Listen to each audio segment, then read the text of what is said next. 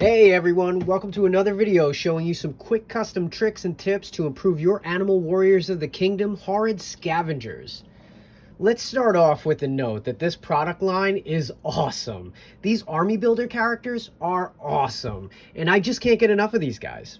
However, I still have to bring my own unique flavor to my collection, and here we have the Horrid Cyborg.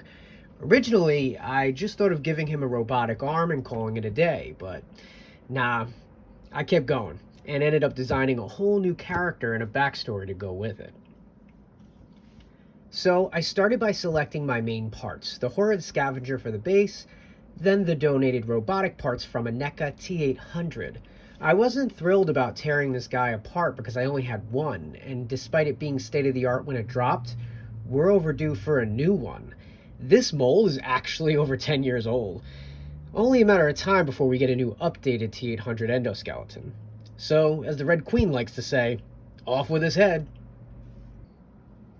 Onto the play-by-play. Albeit a bit strange, I went to work like a mad scientist and carved a whole quadrant of this whole head sculpt right off. I used a hot knife for precision and cut the upper left portion of both heads. I tweaked both pieces a handful of times until I got a fit I was happy with. After the head was done, I figured I'd go for something else, something noticeable. Replace the whole shoulder joint. Luckily for me, the T800 is a very skeletal type design, so it was very easy to pick apart and get an exact cut where I wanted. It was important that he retain full mobility of his shoulder as well. The butterfly joints on the A.W.O.K figures work very, very well, so in order not to sacrifice that, I pegged the endoskeleton's arm directly onto the butterfly joint itself, which allowed no sacrifice to its mobility. I then made rough cuts to the arms to make it look as if this horrid warrior's arm was ripped right off and put back on. The last part I knew I wanted to augment was the leg.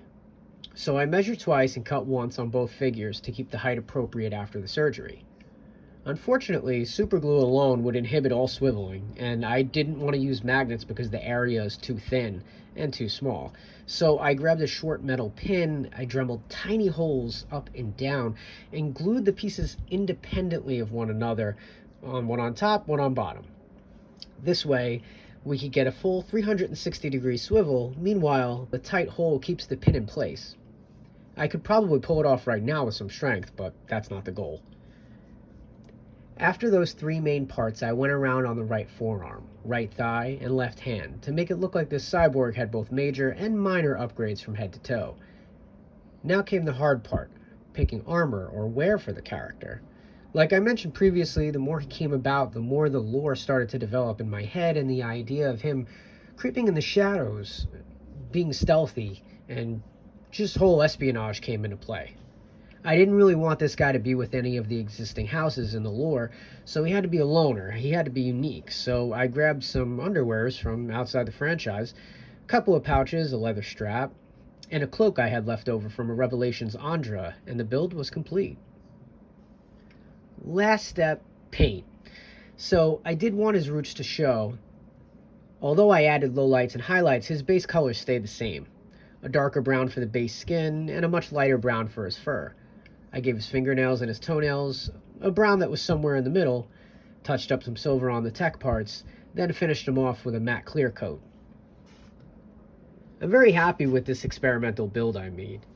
Truth be told, I never implemented more than a part or two on a body before, so I did end up making a lot of unique cuts and divots on the base body, but it definitely paid off.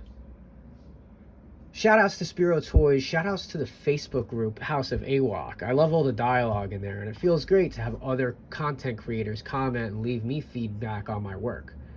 So grab these figures, make them your own, and keep collecting, guys. Feel free to check out the rest of the channel here on YouTube, flip through the Instagram, or the newly created Facebook page. Have a great day. Thanks for watching.